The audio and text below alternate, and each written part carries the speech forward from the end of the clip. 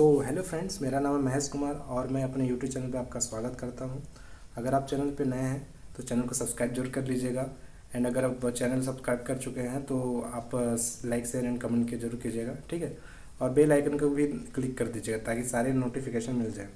आज के जो वीडियो पे हम डिस्कस करने वाले हैं वो हमारा लीनियर अलजेब्रा होगा, ठीक है, जो CSIR नेट के पॉइंट ऑफ व्यू से बहुत इंपॉर्टेंट है। तो मैंने पहले जो पिछला वीडियो है लीनियर अलजेब्रा पे जो मैट्रिक्स बेस पे जो क्वेश्चन आता है, चाहे CSIR नेट हो, चाहे गेट हो या फिर IIT JEM, कोई भी मैथमेटिक्स से रिलेटेड जो भी एग्ज़ाम होता है उसमें ज़रूर आता ही आता है, ठीक है। रैंक बेस्ड क्वेश्चन आता है मैट्रिक्स और निकालने के लिए, तो वो ऑलरेडी मैंने डिस्कस कर चुका है। बस उस पर एक जो प्रीवियस जो क्वेश्चन थे उस पर बस एक वीडियो अपलोड करना बाकी है, तो मैं अपलोड कर दूंगा उसको, ठीक है। तो आज के वीडियो में जो डिस्कस करने वाले हैं उसके सेकेंड पार्ट जो आपका सिस्टम ऑफ लीनियर इक्वेशन होता है लीनियर अलजेब्रा पे, ये बहुत इंपॉर्टेंट होता है, ठीक है। आप स्टैटिस्टिक्स बैकग्राउंड से हैं तो आप लोग जान ही रहे होंगे कि जो उस पर आपका रिग्रेशन एनालिसिस है वो सिस्टम ऑफ लीनियर इक्वेशन पे ही पूरा डिपेंड है, ठीक है। तो ये आप जान ही सकते हैं कि कितना काफ़ी इंपॉर्टेंट ये रखता है, ठीक है। तो सिस्टम ऑफ लीनियर इक्वेशन से मैथमेटिक्स से भी बहुत सारे क्वेश्चन आते हैं, ठीक है। ये कंसिस्टेंट सोल्यूशन होता है, यूनिक सोल्यूशन, मतलब बहुत सारे ऐसे, तो ये बहुत ही इंपॉर्टेंट है, ठीक है। तो चलिए आज ये डिस्कस करते हैं कि सिस्टम ऑफ लीनियर इक्वेशन होता क्या है, ठीक है। तो सिस्टम ऑफ लीनियर इक्वेशन, इसमें आपको सबसे पहले ये बात जानना जरूरी है कि जो आपका जो लीनियर इक्वेशन होता है, ठीक है, जो लीनियर इक्वेशन होता है या फिर जो आपका लाइन होता है वो तीन तरीके से होता है, ठीक है। आपका जो लाइन होता है वो तीन तरीके से होता है सिस्टम ऑफ लीनियर इक्वेशन में। देखिए, एक लाइन जो होता है जो क्या करता है, इंटरसेक्ट करता है, ठीक। एक लाइन जो होता है जो क्या होता है, ओवरलैप होता है। इसको बोलते हैं एक दूसरे के समांतर, ऐसा बोलते हैं, ठीक है। ये ओवरलैप करते हैं एक दूसरे के ऊपर, सॉरी ये पैरेलल होते हैं, ठीक है। ये पैरेलल, ओवरलैप किसको बोलते हैं, जो एक के ऊपर एक हो, ठीक है। ये दूसरा भी लाइन जो है इसके ऊपर हो, तो ये इक्वेशन ये क्या हो गया, ये ओवरलैप कर रहा है। जो लाइन है वो क्या कर रहा है, ओवरलैप कर रहा है, ओवरलैप इसको बोलते हैं, सॉरी ओवरलैप कर रहा है। ये आपका क्या है, पैरेलल है। ये आपका क्या है, पैरेलल है, ठीक है। और ये क्या है, इंटरसेक्ट कर रहा है, ठीक है।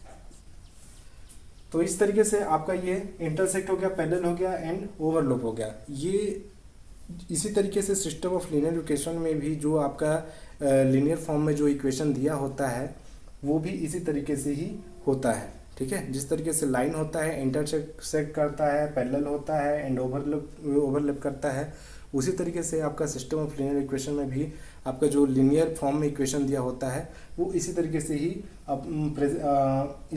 ही आप अपना व्यवहार ये प्रदर्शित करता है, ठीक है। सो इस तरीके से आपका जो इंटरसेक्ट हो गया, ये पैरेलल हो गया, लाइन ओवरलैप हो गया। अब इसमें हम लोग चेक करते हैं कि क्या ये सॉल्यूशन एग्जिस्ट कर रहा है कि नहीं कर रहा है। तो पहले ये बेसिक मैंने बता दिया, अब चलते हैं कि सिस्टम ऑफ लीनियर इक्वेशन में क्या है। तो सिस्टम ऑफ लीनियर इक्वेशन का मतलब ये होता है, इसमें आपको ये इसके नीचे आप नोट कर लीजिएगा इसको, ठीक है, जो मैंने बेसिक को बताया। So system of linear equation में आपका सिंपल सी बात है, आप लोग ये देखे ही होंगे, जैसे आपका ये जो आपका जो लीनियर इक्वेशन होता है जो सिमुलटेनियस होता है, ठीक है। आपका जो लीनियर इक्वेशन दिया होता है सिमुलटेनियस होता है, तो ये आपका इक्वेशन बनता है कुछ इस तरीके से, A11x1 A12x2, ठीक है, A13x3 equal to B1 A21x1 A22x2 and A23x3 equal to B2, ठीक है। उसी तरीके से आपका ये क्या होता है, AN1 x1 AN2 x2 AN3 x3 and क्या होता है, ये BN होता है। सो इस तरीके से आपका ये सिमुलटेनियस होता है आपका लीनियर इक्वेशन, ठीक है। इस तरीके से आपका ये सब ये 3 वेरिएबल्स हैं, ठीक है। तो जब इसको हम मैट्रिक्स फॉर्म में इसको रिप्रेजेंट करते हैं, ठीक है, ये सिस्टम ऑफ सिमिल्टेनियस लीनियर इक्वेशन है, ठीक है। सिस्टम ऑफ, यहाँ पे आप लोग को लिखना है कि ये क्या है, सिस्टम ऑफ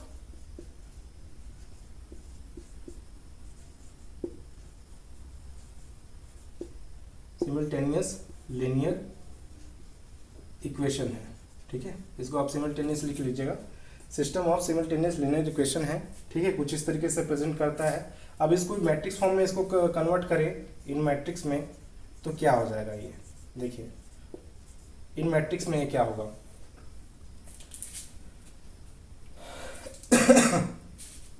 ठीक है। ये हो जाएगा आपका इन मैट्रिक्स फॉर्म में। ये जो दिया हुआ है इसको ऊपर ले लेते हैं, ठीक है। यहाँ पे इसको क्या कर लेते हैं, इन मैट्रिक्स फॉर्म में। इन मैट्रिक्स फॉर्म, इन मैट्रिक्स में क्या होगा देखिए, ये क्या है, ये क्या है आपके, ये कोफिशिएंट वेक्टर हो जाएंगे ये, ठीक है। A11, A12, A13, A21, A22, A23, A31, A32 and A33। उसी तरीके से आपका ये क्या हो जाएगा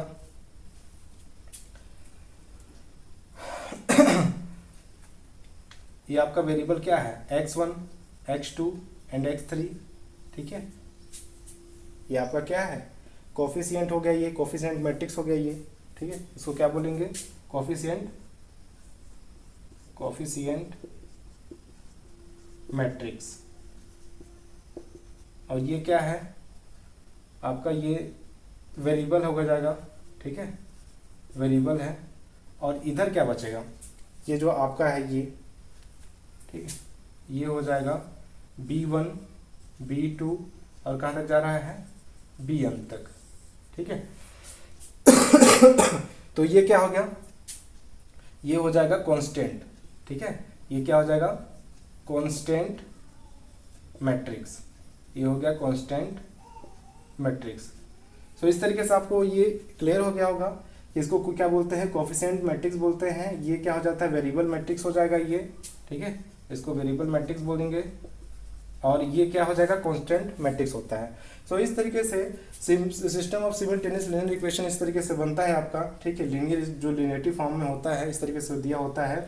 अब उसको हम क्या करते हैं, मैट्रिक्स फॉर्म में क्या करते हैं, ये आपका हो गया ये कोफिशिएंट, ये क्या है, ये सारे क्या हैं, ये तो ये बता दिए। अलग जब मैट्रिक्स फॉर्म में चेंज कर रहे हैं तो ये कोफिशिएंट मैट्रिक्स बन गया, ये वेरिएबल मैट्रिक्स बन गया और ये कांस्टेंट मैट्रिक्स बन गया। अब इसको अगर हम बोलें कि ये क्या है, कोफिशिएंट मैट्रिक्स ए है, ठीक। वेरिएबल मैट्रिक्स क्या है, एक्स है, तो क्या हो जाएगा ये क्या है, कांस्टेंट मैट्रिक्स बी हो गया। तो यही आपका क्या है, सिस्टम ऑफ लीनियर इक्वेशन है। यही क्या है, सिस्टम ऑफ लीनियर इक्वेशन है। ये अभी क्या था, सिमिल्टेनियस लीनियर इक्वेशन था ये। अब उसको मैट्रिक्स फॉर्म में जब रिप्रेजेंट कर दिए तो ये क्या हो गया, सिस्टम ऑफ लीनियर इक्वेशन हो गया, ठीक है। तो इसी को क्या बोलते हैं, एक्स बराबर बी को आपका सिस्टम ऑफ लीनियर इक्वेशन करते हैं, जिसमें से ए प्रेजेंट करता है किसको, इसको प्रेजेंट करता है। इसको हम ऐसे बोल भी सकते हैं, ए वेरिएबल मैट्रिक्स को क्या कर देंगे एक्स से, और आपका कांस्टेंट मैट्रिक्स को कैपिटल बी से, ठीक है। ऐसे डिनोट कर देना। आप शॉर्ट नोट्स में जब बना रहे हो तो मैं ये जो बताया बेसिक और इसको और जो मैंने बातें बताई उसको आप लोग राइट कर लीजिएगा, ठीक है। बाकी आपको बुक्स मिल जाएंगे, ठीक है, बहुत सारी बुक्स हैं मैथमेटिक्स में, तो आप लोग देख सकते हैं। सो इस तरीके से आपका ये हो गया, ठीक है। आई होप ये इसमें आपको कहीं पे दिक्कत नहीं होगा कि ये सिस्टम ऑफ सिमिल्टेनियस लीनियर इक्वेशन को इस तरीके से दिया रहता है। अब उसको मैट्रिक्स फॉर्म में इस तरीके से चेंज करते हैं, जिसमें से डिनोट करते हैं कोफिशिएंट मैट्रिक्स को कैपिटल ए से, और वेरिएबल मैट्रिक्स को एक से डिनोट करते हैं, और कांस्टेंट मैट्रिक्स को किससे, कैपिटल बी से डिनोट करते हैं। तो इस तरीके से ये ए हो गया एंड एक्स हो गया इज इक्वल टू में बी हो गया। तो इसको क्या बोलते हैं, सिस्टम ऑफ लीनियर इक्वेशन बोलते हैं। अब हम जान गए कि सिस्टम ऑफ लीनियर इक्वेशन क्या होता है, एक्स बराबर बी होता है, ठीक है। अब इससे हम लोग जानते हैं कि होमोजीनियस और non homogeneous system of linear equation कब होता है, ठीक है। तो चलते हैं आगे, इसके आगे कि सिस्टम ऑफ लीनियर इक्वेशन मतलब होमोजीनियस नॉन होमोजीनियस कैसे होता है। अच्छा, एक बात और है कि अगर इसमें आप एग्जांपल लेना चाहें तो एग्जांपल आप ले सकते हैं कोई भी तरीके से। मैं नेक्स्ट में एग्जांपल बता देता हूँ, वैसे यहीं पे बता देता हूँ। एग्जांपल में आप लोग लिख लीजिएगा यहाँ पे कि जैसे आपके पास 2x1 दे दिया, 3x2 दे दिया, है ना, और आपका क्या हो गया, सॉरी इतने ही तक लिख लेते हैं, और आपका क्या हो गया ये हो गया 4x3 हो गया। उसी तरीके से आपका ये क्या हो गया, 4 हो गया। ठीक, यहाँ पे आपका क्या हो गया, 5x1 हो गया, 2x2 हो गया, एंड 3x3 हो गया, एंड 1 हो गया। सो इस तरीके से अगर हम इसको बोलें कि मैट्रिक्स फॉर्म में इसको कन्वर्ट कीजिए तो कैसे चेंज करेंगे, आपको दिखाई दे रहा है कि A1 A11 A12 ये तो इस तरीके से है, 2 3 4, ठीक है, 5 2 3 5 2 3, इस तरीके से आपका हो गया। और आपका वेरिएबल क्या बन रहा है, x1 x2 x3 हो गया, ठीक है, x1 x2 एंड x3 हो गया, ठीक है। और उसी तरीके से आपका कांस्टेंट क्या हो गया, 4 and 1 हो गया, 4 and 1 हो गया। तो ये क्या हो गया, ये कोफिशिएंट मैट्रिक्स हो गया, कोफिशिएंट मैट्रिक्स हो गया। और ये क्या हो गया आपका ये वेरिएबल मैट्रिक्स हो गया, और ये क्या हो गया, कांस्टेंट मैट्रिक्स हो गया। तो इस तरीके से हमने रिप्रेजेंट, आपको एग्जांपल देके रिप्रेजेंट करना सिखा दिया कि इस तरीके से होता है। सो आई होप यहाँ पे कहीं पे दिक्कत नहीं होगा। अगर कोई दिक्कत हुआ होगा तो आप फिर से इसको रिपीट करके देख लीजिएगा और राइट करके रखेंगे। जब राइट करके रखेंगे तभी आपको अच्छे से याद रहेगा कि हमने क्या पढ़ा है, ठीक है। सो चलते हैं आगे कि इस पे आगे क्या होता है, होमोजेनियस नॉन होमोजेनियस किसको कहते हैं, ठीक है। तो चलते हैं आगे, चलते हैं सिस्टम ऑफ लिनियर इक्वेशन में कि कितने टाइप्स के सिस्टम ऑफ लिनियर इक्वेशन होते हैं, ठीक है। तो टाइप्स ऑफ आपका ये हो जाएगा types of system of linear equation, ठीक है। तो ये कितने टाइप्स के होते हैं, ये कितने टाइप्स के होते हैं मैं बताता हूँ, ठीक है। तो सिस्टम ऑफ लिनियर इक्वेशन के जो टाइप्स होते हैं आपका दो टाइप्स के होते हैं। एक आपका होता है homogeneous of system of linear equation, एक होता है non homogeneous of system of linear equation, ठीक है। तो ये होता है तो फर्स्ट हो गया आपका ये होमोजेनियस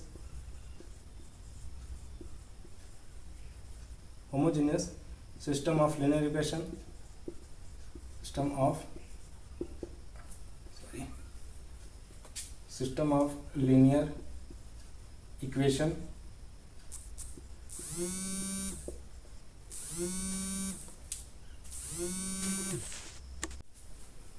सो फ्रेंड, मैं यहाँ पे बता रहा था कि जो सिस्टम ऑफ लिनियर इक्वेशन का दो टाइप्स का होता है।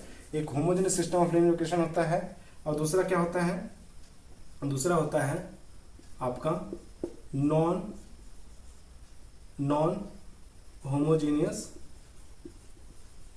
Homogeneous system of linear equation, okay. So इसका सिंपल सी बात है कि होमोजेनियस किस कंडीशन में होता है, होमोजेनियस किस कंडीशन में होता है। सिंपल सी बात है, आपका जो सिस्टम ऑफ लिनियर इक्वेशन है, ठीक है, पहले होते हैं आपके homogeneous system of linear equation and non homogeneous system of linear equation, दो टाइप्स के होते हैं। तो homogeneous system of linear equation पहले के बारे में बता देते हैं कि सिस्टम ऑफ लिनियर इक्वेशन आपका क्या है, सिस्टम ऑफ लिनियर इक्वेशन क्या है, लिनियर इक्वेशन क्या है, ax इक्वल टू बी है, x इक्वल टू बी है। Then if b equal to 0, मतलब ये आपका जो कांस्टेंट मैट्रिक्स बन रहा है वो मैट्रिक्स आपका जीरो मैट्रिक्स हो जाए या उसका वैल्यू टोटल आपका क्या रहे, 0 हो जाए, तो वो तब उस कंडीशन में क्या होगा, उस कंडीशन में होमोजेनियस सिस्टम लिनियर इक्वेशन वो होगा, है ना। सिस्टम लिनियर इक्वेशन ये है, if beta B equal to 0 then, so इस तरीके से आपका क्या है सिस्टम लिनियर इक्वेशन में अगर आपका बी इक्वल टू आपका 0 हो जाए तब वो क्या कहलाएगा, homogeneous system of linear equation कहलाएगा, ठीक है। बट सेकेंड वाला बताते हैं, ये दूसरा वाला कि नॉन होमोजेनियस कब होगा, if B equal to B not equal to 0 हो, मतलब कि वो जीरो मैट्रिक्स ना होके, मतलब जो कांस्टेंट बी को क्या बोलते हैं, कांस्टेंट मैट्रिक्स बोलते हैं, है ना। 4 5 6 समझ में आ रहा है। अगर आपका जैसे कि एग्जांपल मैं अभी बता देता हूँ, इसमें एग्जांपल बताता हूँ। अगर आपका ये दिया हुआ है जैसे कि 4x प्लस 5x1 5x2 बराबर आपका क्या हो जाए, 0 हो जाए, ठीक है। और ये क्या हो जाए, एग्जांपल इसमें लिख देता हूँ, एग्जांपल, और 2x1 प्लस 2x2 बराबर 0। देन उस कंडीशन मैट्रिक्स फॉर्म में चेंज करेंगे तो हमारा क्या हो जाएगा, 4 5 2 एंड 2 एंड आपका क्या हो जाएगा, x1 एंड x2 हो गया। और उसी तरीके से आपका ये क्या हो गया, 0 0। तो ये क्या हो गया, इसका मतलब है a, इसका मतलब क्या है x, और इसका मतलब क्या है b। तो देखिए b का वैल्यू क्या हो गया, 0 0 हो गया पूरा। तो ये क्या हो गया, होमोजीनियस आपका होगा, सिस्टम लीनियर इक्वेशन हो गया, ठीक है। बट अगर क्या हो जाए सेकंड वाला, बट आपका क्या हो जाए कि if b equal to not equal to b का वैल्यू नॉट इक्वल टू 0 हो जाए, देन इट्स कॉल्ड क्या, नॉन होमोजीनियस, नॉन, ठीक है, नॉन होमोजीनियस आप लोग लिख लीजिएगा, non homogeneous system linear equation हो जाएगा, नॉन होमोजीनियस, ठीक है, नॉन होमोजीनियस हो जाएगा। तो इसमें एग्जांपल क्या हो जाएगा, इसमें एग्जांपल ये हो जाएगा कि अगर आप ले लीजिए इसको 2x1 5x2 5x1 and 2x2 बराबर आपका 1 हो गया, ये 2 हो गया। इसको हम मैट्रिक्स फॉर्म में चेंज करें तो क्या हो जाएगा, 2 5 5 2, ये आपका कोफिशिएंट मैट्रिक्स हो गया। ये कोफिशिएंट सारे दिए हैं, वेरिएबल का कोफिशिएंट क्या है, 2 है, इस वेरिएबल का कोफिशिएंट कितना है, 5 है, इस वेरिएबल का 5 है, 2 है। इस तरीके से आपका ये x1 वेरिएबल है, x2 वेरिएबल है, और आपका कांस्टेंट मैट्रिक्स क्या बन रहा है, 1 एंड 2। तो क्या ये 0 के इक्वल है, नहीं है, ठीक है। सो इस तरीके से आपका ये बन गया। सो ये आपका a है, और ये आपका x है, और ये आपका b है। तो देखिए यहाँ पे b का वैल्यू 0 के इक्वल नहीं है, ठीक है। सो इस तरीके से आपका क्या हो गया, ये non homogeneous system of linear equation हो गया, ठीक है। आई होप इसमें कहीं पे भी डाउट आपको नहीं होगा। अब इसमें एक चीज़ आपको बताता हूँ मैं कि सिस्टम ऑफ लीनियर इक्वेशन में जो ax बराबर b है, ये x1 x2, ठीक है, x1 जो x2 है वो उसका मतलब क्या है, x1 और x2 का मतलब ये है कि जो आपका ये वैल्यू दिया हुआ है, ये जो वेरिएबल का वैल्यू आएगा वो इस इक्वेशन को क्या करेगा, सेटिस्फाई करेगा, तभी वो क्या कहलाएगा, सोल्यूशन कहलाएगा। तो x1 और x2 सोल्यूशन तब कहलाएगा, ये सोल्यूशन नहीं, यही तो वैल्यू हमको चाहिए हमेशा। तो यही वैल्यू क्या करते हैं, इस इक्वेशन को सेटिस्फाई कर देता है, ठीक है। मतलब इनका जब मल्टीप्लाई करें तो इसके इक्वल आ जाएगा, b के इक्वल, तो वो क्या सेटिस्फाई कर रहा है।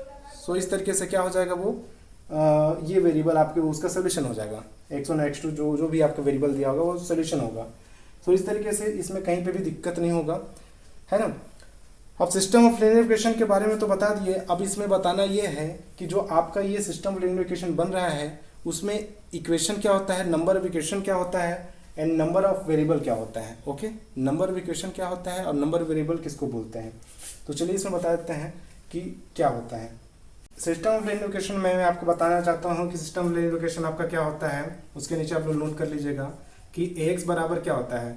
मान लेते हैं कि हमारा ये क्या है, m क्रॉस n का है, एंड x जो है वो क्या बन रहा है आपका n क्रॉस 1 का बन रहा है। सो इस तरीके से जो b का मैट्रिक्स बनेगा वो क्या बनेगा, सिंपल सी बात है, n कॉमन है मतलब m क्रॉस 1 का बनेगा, मतलब b जो है आपका m क्रॉस 1 बनेगा।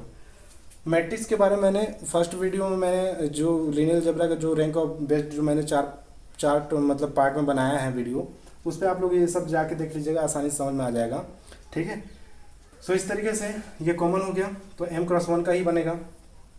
तो इसमें number of equation, number of variable क्या होता है। देखिए अगर हमारा ये क्या है, ये आपका क्या है, कोफिशिएंट मैट्रिक्स है।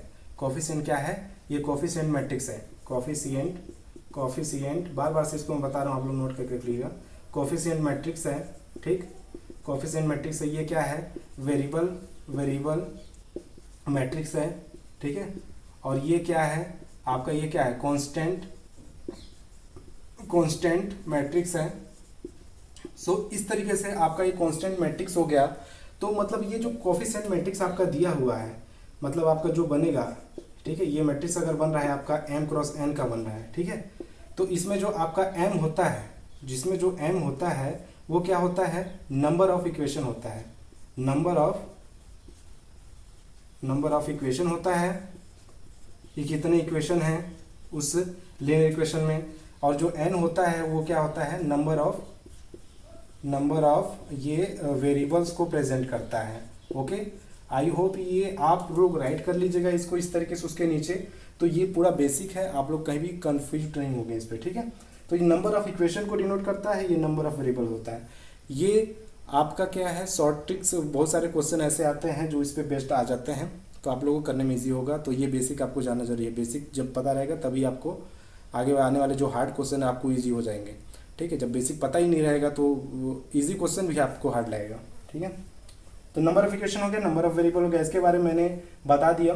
नहीं समझ में आएगा तो फिर से रिपीट करके देख लीजिएगा और नोट करके रख लीजिएगा, ठीक है। आई होप ये समझ में आ गया होगा। तो अब चलते हैं कि जब हम सिस्टम ऑफ लीनियर इक्वेशन के बारे में पूरी तरीके से जान लिए कि क्या होता है, कैसे होता है, ठीक है, किसको इक्वेशन बोलते हैं, किसको वेरिएबल बोलते हैं, तो अब हम क्या देखेंगे कि वो उसका जो सिस्टम ऑफ लीनियर इक्वेशन है उसका सोल्यूशन किस तरीके से एग्जिस्ट करता है। जो वेरिएबल्स दिए हैं x1 x2 x3 या y1 y2 जो भी वेरिएबल्स में प्रेजेंट है वेरिएबल मैट्रिक्स, तो वही तो आपका सिस्टम ऑफ लीनियर इक्वेशन का सोल्यूशन है, क्योंकि उस इक्वेशन को वही सेटिस्फाई करता है। लेकिन किस कंडीशन में सोल्यूशन एग्जिस्ट करता है, किस कंडीशन में सोल्यूशन एग्जिस्ट नहीं करता है ना, और कितने सोल्यूशन उसके होते हैं, ठीक है, इनफाइनाइटली होते हैं कि नो सोल्यूशन होता है कि यूनिक सोल्यूशन होता है, अब उसके बारे में जान लेते हैं, ठीक है। तो चलते हैं नेक्स्ट उसमें, और यहाँ पे आई होप यहाँ पर तो और बताने की ज़रूरत नहीं है, ठीक है। तो इसमें एग्जांपल बता दूँ कि एक नंबर ऑफ इक्वेशन क्या होता है, नंबर ऑफ वेरिएबल। सिंपल सी बात है कि इसमें जो मैंने पीछे वाले में बताया था कि ठीक है, जो भी आपका बनता है जैसे 2 और 5 बना था, तो ये 2 क्रॉस 2 हो गया, ठीक है, और यहाँ पे कितना था, x1 x2 हो गया था, ठीक है, और इधर 1 और 4 था, ठीक है। तो इस तरीके से आपका ये क्या हो गया, यहाँ पे ये 2 क्रॉस 1 का बन रहा था, तो इस तरीके से आपका क्या बनता है, ये 2 क्रॉस 1 का बन रहा है, 2 रो एंड 1 कॉलम का बनता है, ठीक है। तो इस तरीके से सेटिस्फाई करता है। और यहाँ पे जो आपका फर्स्ट वाला होता है नंबर ऑफ इक्वेशन होता है, नंबर ऑफ इक्वेशन मतलब कितने इक्वेशन है, सिंपल सी बात दिखाई दे रहा है, एक equation, 2 equation. Number of variable कितने हैं, 2 ठो हैं, ठीक है। तो यही आपको बताता है शॉर्ट ट्रिक में। आई होप ये इसमें कहीं पे डाउट नहीं होगा। अब चलते हैं नेक्स्ट कि कितने टाइप के सोल्यूशन होते हैं। मैं बता रहा था कि सिस्टम ऑफ लीनियर इक्वेशन में कितने टाइप के सोल्यूशन होते हैं, ठीक है। तो आपके जो सिस्टम ऑफ लीनियर इक्वेशन में, ठीक है, 2 टाइप्स के सोल्यूशन होते हैं, 2 टाइप्स सोल्यूशन, ठीक है। एक जो आपका होता है, पहला जो होता है कंसिस्टेंट होता है, ठीक है, कंसिस्टेंट सोल्यूशन होता है, ठीक है, सोल्यूशन होता है। और दूसरा क्या होता है, इनकंसिस्टेंट सोल्यूशन होता है, इनकंसिस्टेंट सोल्यूशन होता है, ओके। सो कंसिस्टेंट और इनकंसिस्टेंट सोल्यूशन कब कहते हैं, देखिए जब कोई भी इक्वेशन दिया है, लीनियर इक्वेशन दिया है, सिस्टम ऑफ लीनियर इक्वेशन जब दिया है, तो उसमें अगर सोल्यूशन एग्जिस्ट कर रहा है तो वो क्या होगा, कंसिस्टेंट सोल्यूशन होगा। और जब सोल्यूशन एग्जिस्ट नहीं कर रहा है किसी इक्वेशन का तो वो क्या होगा, इनकंसिस्टेंट सोल्यूशन होगा। अच्छा, आप फिर से डाउट में आ गए होंगे कि ये सोल्यूशन क्या है। तो सिंपल सी बात है, जो Ax बराबर B होता है, ठीक है, तो ये जो आपका x जो होता है वेरिएबल मैट्रिक्स होता है, वेरिएबल मैट्रिक्स, ठीक है। तो यही वेरिएबल जो होते हैं, इसका जो वैल्यू आ जाता है, ठीक है, इस वेरिएबल मैट्रिक्स का जो भी x1 x2 दिया होता है, ठीक है, जो भी आपका ये x1, ठीक है, या xn तक कुछ भी दिया होता है, अगर इनका वैल्यू आ जाता है, ठीक है, तो वो क्या होगा, वो सॉल्यूशन ही कहलाता है। जो वैल्यू आ जाता है तो सॉल्यूशन कहलाता है, और नहीं आता है तो सॉल्यूशन नहीं कहलाता है, कि मतलब हमको सॉल्यूशन नहीं मिला। तो जब सोल्यूशन मिल जाता है किसी भी इक्वेशन का, सिस्टम ऑफ लीनियर इक्वेशन का जब सोल्यूशन मिल जाता है तो उस कंडीशन में कंसिस्टेंट सोल्यूशन होता है। और जब आपका क्या होता है सिस्टम ऑफ लीनियर इक्वेशन में क्या रहे कि यही वाला सोल्यूशन ना मिले, ठीक है, एक्स का नॉट सोल्यूशन, ठीक है, नो सोल्यूशन, जब नो सोल्यूशन मिले मतलब एक भी सोल्यूशन उसका ना मिले, ठीक है, तो क्या होता है वो उस कंडीशन में इनकंसिस्टेंट सोल्यूशन होता है, ठीक है। एक्स का कोई सोल्यूशन ही ना मिले, उस वेरिएबल का कोई वैल्यू ही ना मिले, तो ये क्या होता है इनकंसिस्टेंट सोल्यूशन होता है। तो आई होप इसमें कहीं भी डाउट नहीं होगा। आप लोग मैं जो बोला इसको आप राइट करके उसमें लिख लीजिएगा, ठीक है, इसके नीचे भी आप लोग लिख लीजिएगा। सो इस तरीके से हो गया। सो फ्रेंड ये बता दिया मैंने, इसमें कोई डाउट नहीं होगा। इसमें बता देता हूँ कि जो कंसिस्टेंट और इनकंसिस्टेंट होते हैं वो homogeneous system of linear equation में भी आते हैं, homogeneous system of linear equation में भी आता है, सिस्टम ऑफ लीनियर इक्वेशन में भी आता है, और ठीक है इक्वेशन में भी आता है, और नॉन होमोजीनियस में भी आता है, ठीक है। तो मतलब ये कंसिस्टेंट और इनकंसिस्टेंट ये दोनों होमोजीनियस में भी आते हैं और ये दोनों नॉन होमोजीनियस भी सिस्टम ऑफ लीनियर इक्वेशन में आते हैं, ठीक है। तो ये दोनों आते हैं। इसके बारे में आने वाले नेक्स्ट वीडियो में डिस्कस कर देंगे। और ये homogeneous system of linear equation में ये कंसिस्टेंट सोल्यूशन में और इनकंसिस्टेंट मतलब जो सोल्यूशन है वो कितने टाइप्स के होते हैं, ठीक है। हमने बता दिया कंसिस्टेंट सोल्यूशन होता है और इनकंसिस्टेंट होता है, जो सोल्यूशन मिल जाता है तो जो ठीक है सोल्यूशन मिल जाता है, ठीक है, बात अच्छी बात है, लेकिन वो सोल्यूशन कितने टाइप्स के होते हैं। तो एक यूनिक सोल्यूशन होता है, इनफाइनाइटली मेनी सोल्यूशन होता है, नो सोल्यूशन होता है। तो इसके बारे में आगे नेक्स्ट वीडियो में बताऊंगा कि ये सब कैसे होते हैं, ठीक है। तो थोड़ा थोड़ा करके आगे बढ़ेंगे जिससे आपको अच्छे से समझ में आएगा। सो आप इसको अच्छे से रिवाइज कर लीजिएगा, अच्छे से राइट कर लीजिएगा और अपने माइंड पे कॉन्सेप्ट को अच्छे से रखिएगा, ठीक है। और भी अगर स्टैटिस्टिक और मैथमेटिक्स बनाया है अगर आपने मिस कर दिया हो तो उसको मैं डिस्क्रिप्शन में लिंक दे दूंगा, आप जाके देख सकते हैं, ठीक है। तो मिलते हैं नेक्स्ट वीडियो में, तब तक के लिए थैंक यू सो मच। और इसी तरीके से आप लोग बाकी सारी वीडियो को देख लीजिएगा, राइट कर लीजिएगा, ठीक है। और मैं बिल्कुल उसमें जो बताया हूँ बेसिक वो सारे आप लोग को जान के और बाकी जो क्वेश्चन पे आते हैं आप लोग कर जाएंगे। तो आप लोग ठीक है, मिलते हैं नेक्स्ट वीडियो में, तब तक के लिए थैंक यू सो मच।